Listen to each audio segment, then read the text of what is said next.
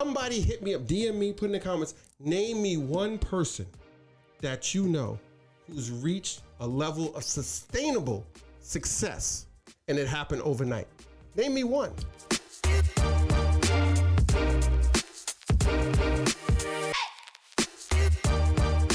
And we are back. Welcome to the latest episode of Commerce and Chill. I am Jessica Johnson Cope. Waleed. Hi, Waleed. Hi, Jessica. What's good, my friend? Life. Oh, I love to hear that. Well, tell me something about life that's real good right now for you. Just enjoying patience and loving the process of building a legacy. Step by step, stone by stone. Process of building a legacy. Day by day. What? You don't build legacy overnight? Yeah, overnight. What did you sign up for? Some get rich quick course over the weekend? Well, I'm sure there's some people who watched the previous episode and saw us talking about the book that I read, The Millionaire Fast Lane. Right, and they probably just keyed on the word fast lane. How do I become a millionaire really fast? Well, it's funny that you... Doesn't happen. Oh, wow. Oh. Great, sorry. All right. Unless you're a scammer. So we had someone in our office who saw me talking about the book, and he's like, "Oh, so that tells you all the shortcuts that you take to get to be a millionaire." Is there a shortcut to making a baby? First of all, I was like, it take 9 months either way, right? There's no shortcut to anything. But he said, is that the shortcut for getting to becoming a millionaire? There are no shortcuts to success. You got to put in the work. And anyone who thinks that they're shortcuts, they're not successful. They're going to end up short. Especially if they don't understand that it takes work, it takes time, and that you can't get success overnight, just like you can't get rich quick. What you think about all these people selling these packages to help you get rich quick? I'm not mad at the people selling it, because they wouldn't be selling it if somebody didn't consume it. So people need to change their mentality, and then people need to change the stuff that they put out to give people the illusion that you could start a business or go into business and just build it overnight. Now, don't get me wrong. There are some anomalies out there, like especially because of the internet. It makes it different than what it was back in the day when you were actually brick and mortar, door-to-door salesmen, things of that nature. So like there are people, they have these Shopify accounts or they do e-commerce. There is a possibility you can generate a significant amount of money in a short term. But is that truly being rich? That's just getting a windfall of cash because you sold out all your inventory or your product at that time. But the real question is it freaking sustainable?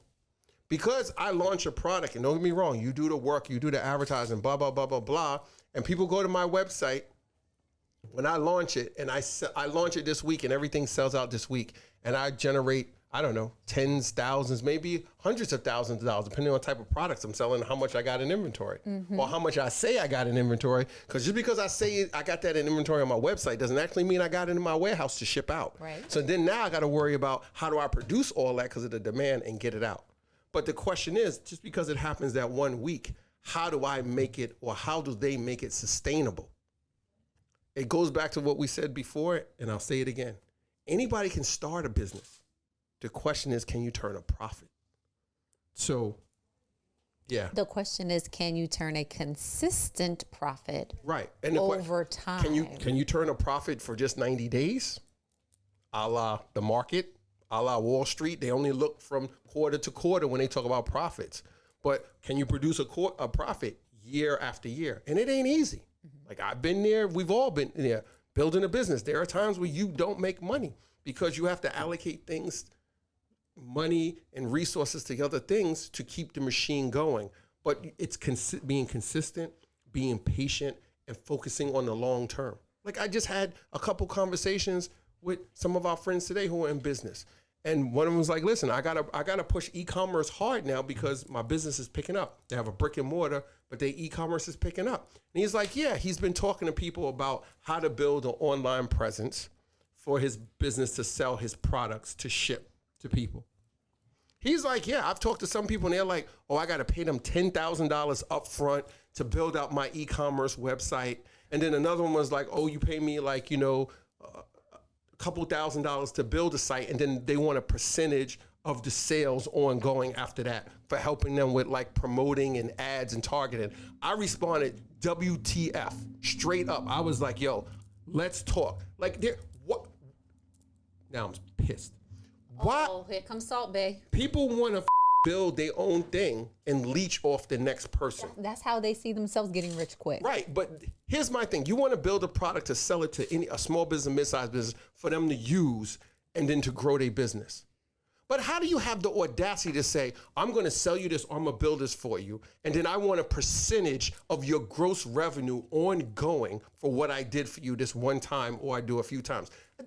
I built this thing, and now you're going to introduce this one thing after I've been doing this for 8, 10 years, or whatever the time span is, and you're going to say, well, because I help you create this ad, or I build this platform for you, I want a piece of your ongoing revenue.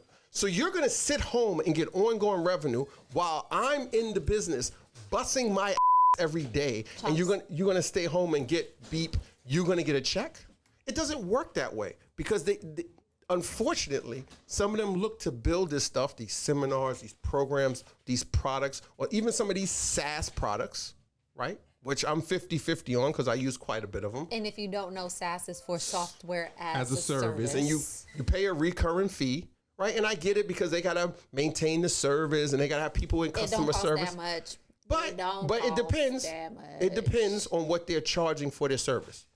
Because I know some of them, they say, oh, there's a setup fee and you got to pay a couple $1,000 or this, that, this. And I'm like, set up what? Y'all clicking buttons in the background and boom, my account is live. Like, and if it's so much involved, how come can you go to other SaaS products, you put in your name, your password, and your account is live right away? But the other ones, they're like, oh, we got to do this in the background and we got to do all that. And I'm like, really?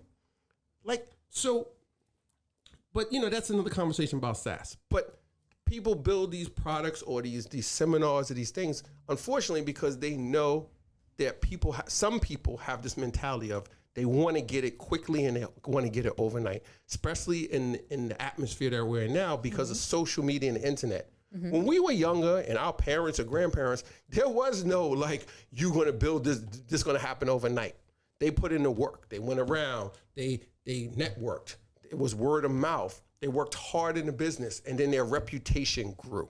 So if you haven't been traveling along the Commerce and Chill Highway for a long time, just as an FYI, I get pissed from now and then. Own and run businesses together. One of our businesses is Johnson Security Bureau, our security company based in the Bronx, New York, where we're the third generation in, and this is our 58th year in business. And the other is 58. The Soapbox, which is also Cope Brothers and Sons, LLC. And we're how many years in with the laundry?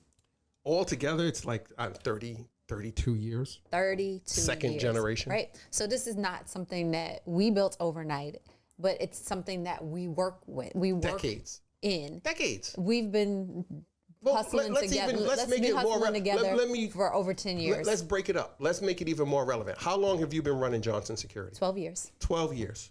Now, from when you took over day one to now the 12th year, you've had plenty of ups and downs throughout the business. Oh, most deaf. First of all, before you answer that, what would you classify as success for you running Johnson Security? Let's just simplify it first. Oh, so success for me is threefold. Okay, what are the three things? Number one, making payroll. Number two, keeping contracts and making sure that our clients get what they pay for. Number three, making my mama proud. That's what I consider success. Everything else is, as they say, lagniappe, is gravy. It's gravy. It's gravy. Those three things is threefold for you. Making payroll to take care of all of our team members. Exactly. Keeping the contracts and getting contracts to satisfy clients and grow the business so you could keep making payroll. Yes. And then making mom proud. Yes. So it's been a 12-year journey. Do you feel that you've reached that threefold success accomplishment yet? So it's like a moving target, right? Because as soon as you hit it, then it pushes itself further down the road. Right. Because it's a moving target, it's something that happens recurring. When would you say from the time you started to that first moving target that you would be the time frame you said, I had a little grain of success. It was 2 years in.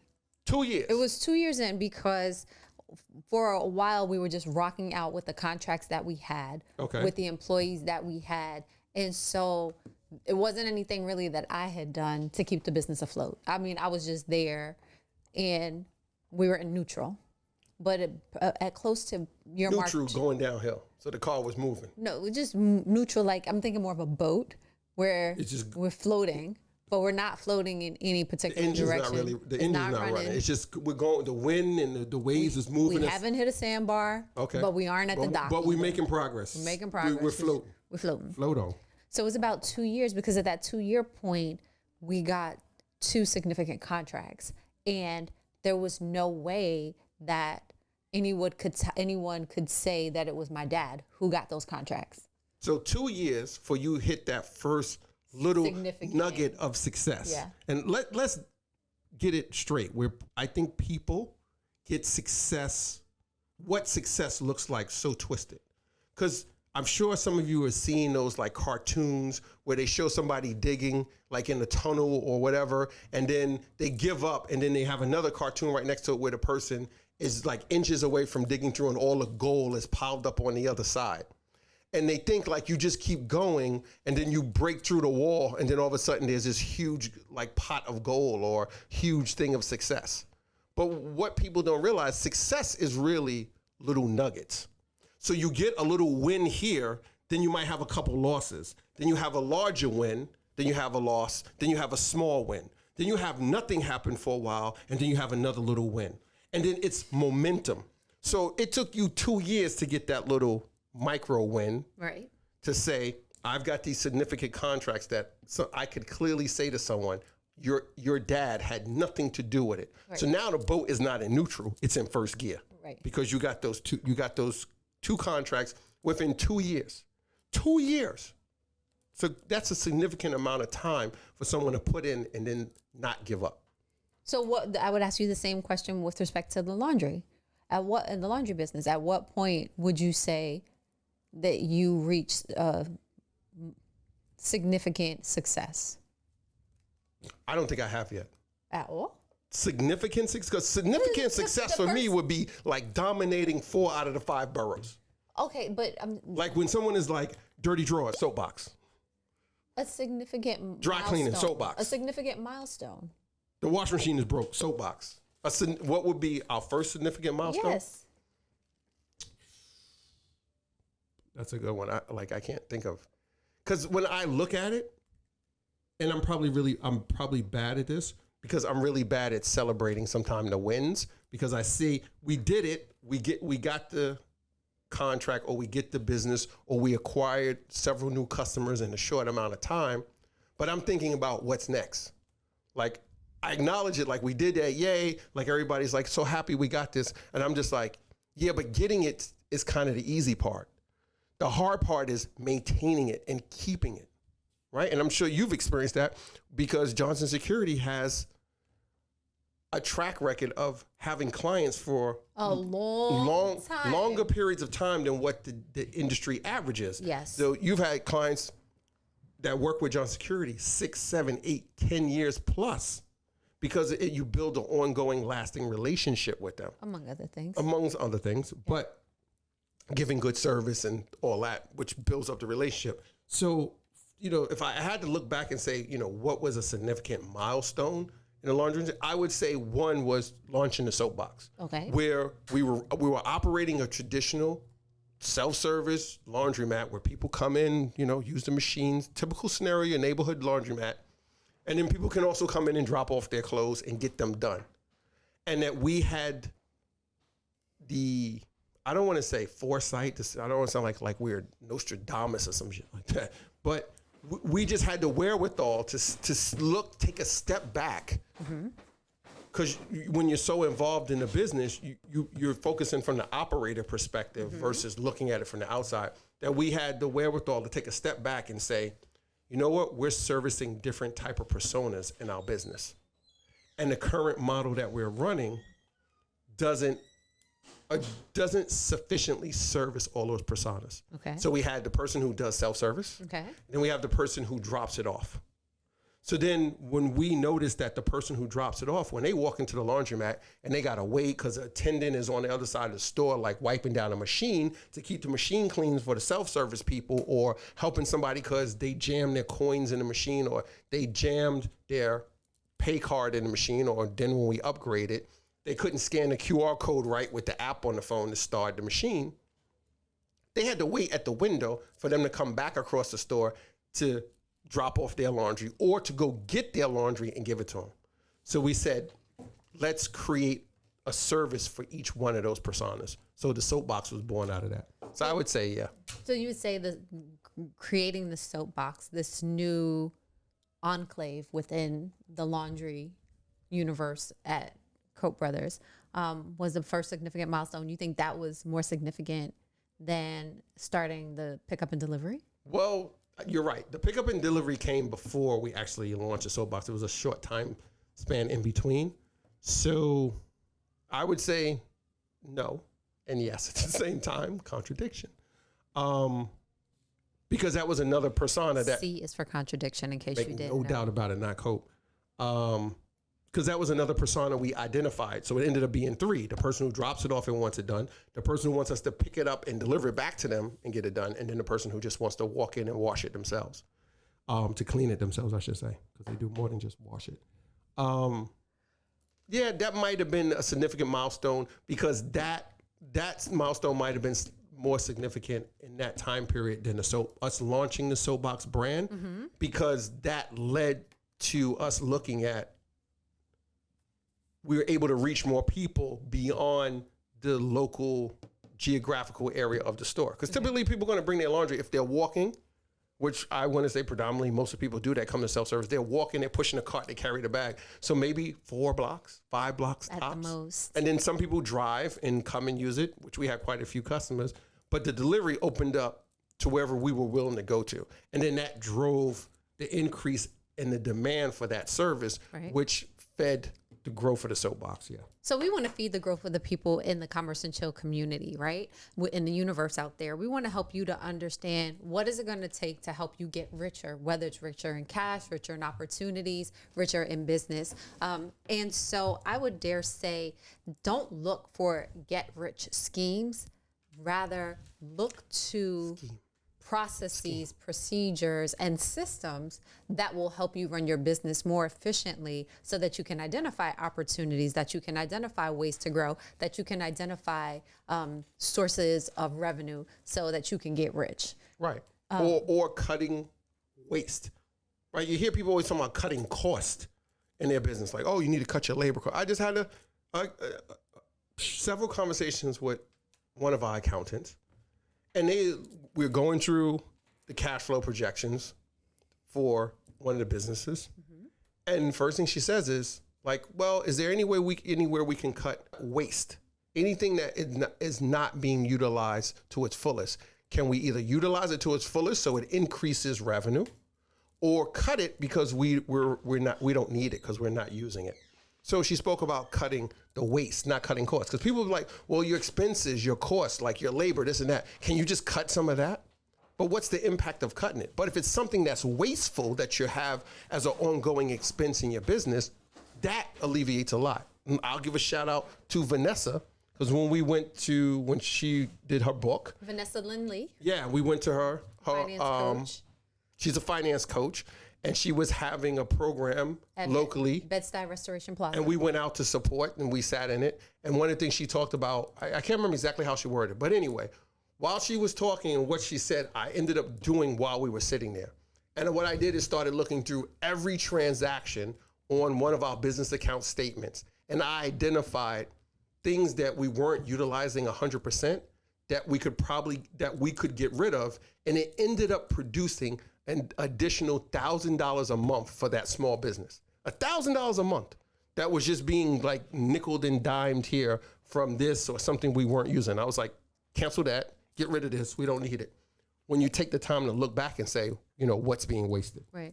So just as a quick Look at your Here we go, statements. quick. Look at your statements. As a quick hint, Look if at your you are accounts. looking to improve your systems, I encourage you to look at some of the government offered training, some of the training that's offered for free at community colleges or through the business development centers, as well as some of the programs offered by large corporate Fortune 500 type firms to support entrepreneurs and small businesses that help you learn systems and processes and procedures that will help you cut the waste and how you operate your business, and that will get you towards a richer future than a get rich quick scheme. You know, recently we've talked about some of our pivot for COVID, and that has included doing a lot of work with the hospitals.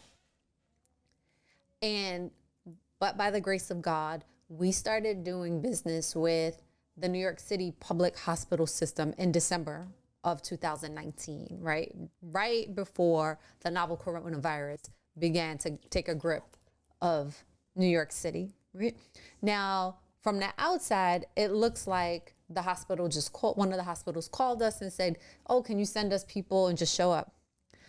It was an overnight success, right? Right. It was overnight. When did we have our first? Please tell them. Yes, please go into the detail.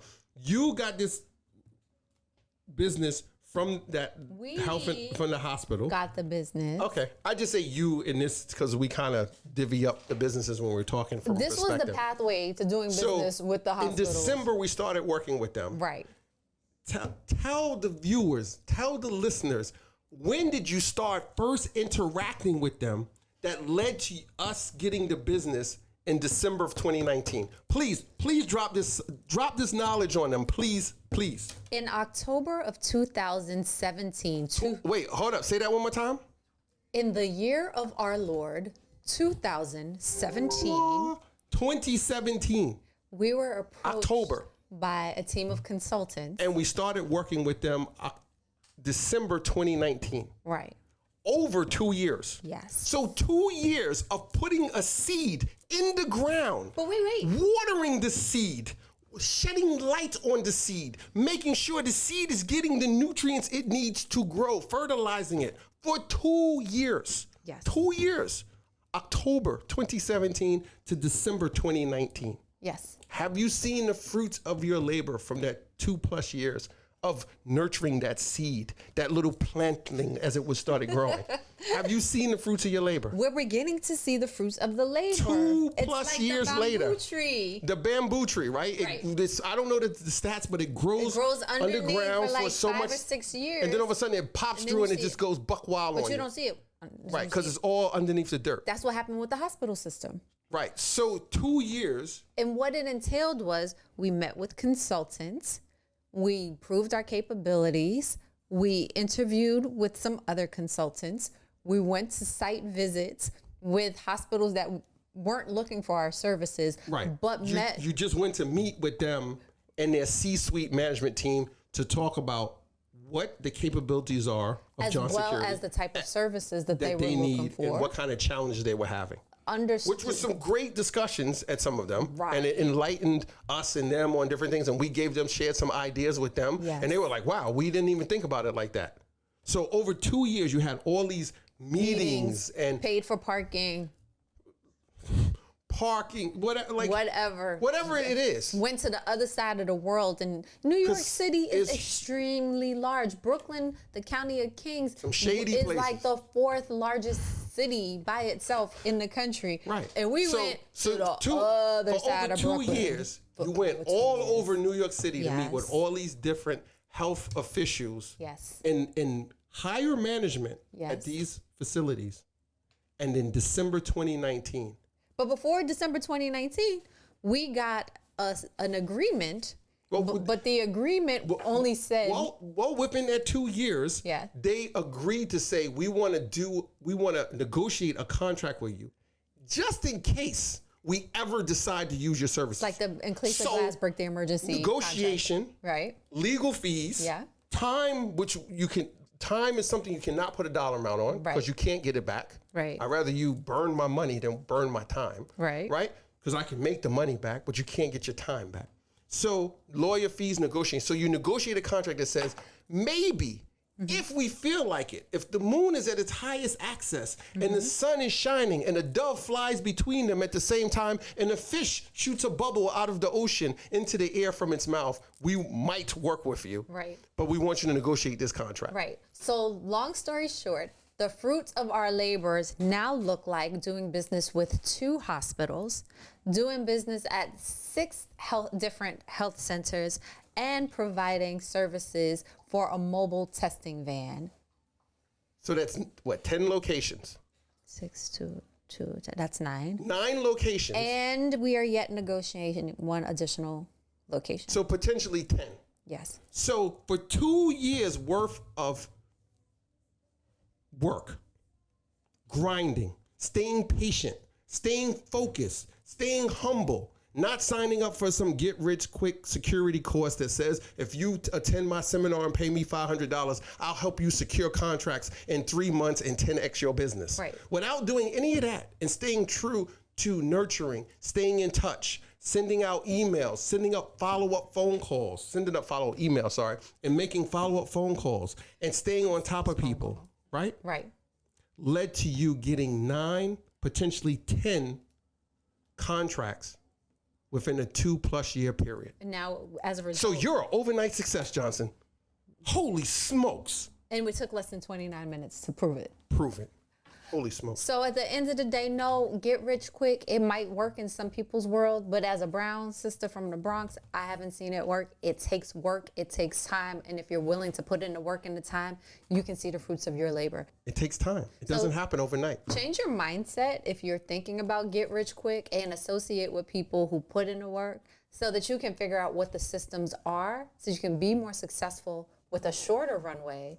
It may not be as quickly as you want, but you can do it with speed and you can do it with purpose. And then you can come back and let us know how it worked out. And if you do find that get rich quick scheme, you can tell us that we're wrong.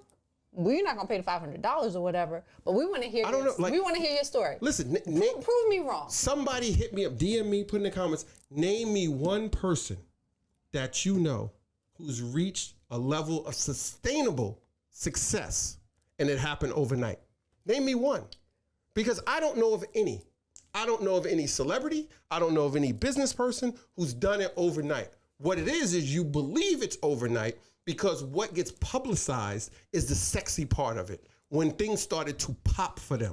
But they don't publicize when they were sitting there eating the crust off a peanut butter and jelly sandwich because they spent their last dollar on payroll.